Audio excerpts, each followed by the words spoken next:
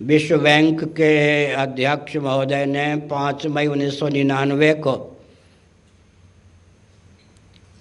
एक चर्च के चेयरमैन, बहुत विदुषी महिला को, वर्ल्ड फेस्ट डेवलपमेंट डायलॉग नामक संस्था के सदस्य को मेरे पास विश्व बैंक की गुत्थियों को सुलझाने के लिए भेजा था 5 मई 1999 को। 7-8 मिनटों तक सोमनाथ दीक्षित नोएडा को वो हमारे स्वामी जी सचिव जी ने दुभाषिया के रूप में रखा था। 7-8 मिनटों में जब हमने विश्व बैंक की गुत्थियों को सुलझाया, गुरुओं कृपा से वो महिला फूट फूट कर रोने लगी।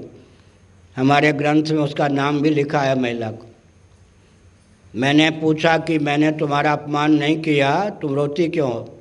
उसने क्या उत्तर दिया मालूम है?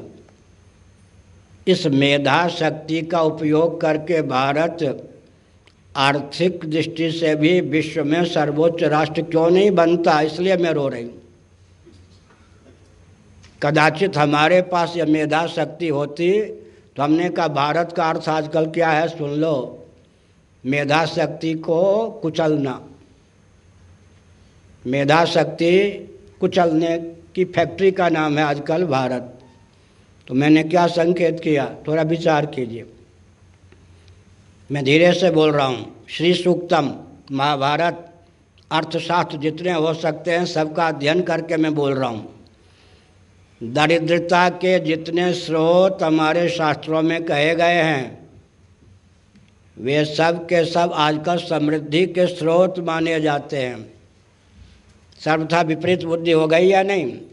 तमोगुण की प्रगल्भता जब बुद्धि पर होती है तब सर्वथा विपरीत बोध होता है। मैं किसी की पगड़ी उछालना उचित नहीं समझता, चाहे अर्थशास्त्र में कोई नोबेल पुरस्कार प्राप्त हो, चाहे किन्हीं का ग्रंथ ऑक्सफोर्ड यूनिवर्सिटी में पढ़ाया जाता हो अर्थशास्त्र पर।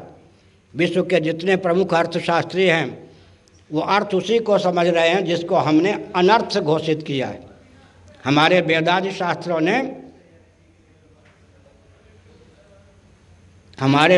शास्त्रों ने जिनको अनर्थ कहा है, सुनिए, श्रीमद् भागवत 11वां स्कंद अध्याय 23, जुआ, लॉटरी, सट्टा, द्यूत, मदिरा, नशीली वस्तु आदि 15 अनर्थों के चपेट से कदाचित कोई अर्थ को मुक्त कर सके तब अर्थ का नाम अर्थ होता है, नहीं तो अर्थ का नाम अनर्थ होता है। आजकल पूरे विश्व में अर्थ के नाम पर जिसको स्वीकार किया जा रहा है उसके गर्भ से अनर्थ निकल रहा है, विकास के गर्भ से विनाश निकल रहा है।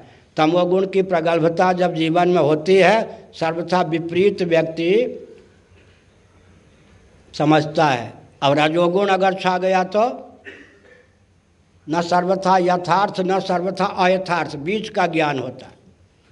और सत्वगुण दूध का दूध, पानी का पानी। इसका मतलब वेद सम्मत विज्ञान से संपन्न ऋषि मुनि थे, त्रिकालदर्शी थे, उनके किसी कदम से विस्फोट की प्राप्ति नहीं होती थी।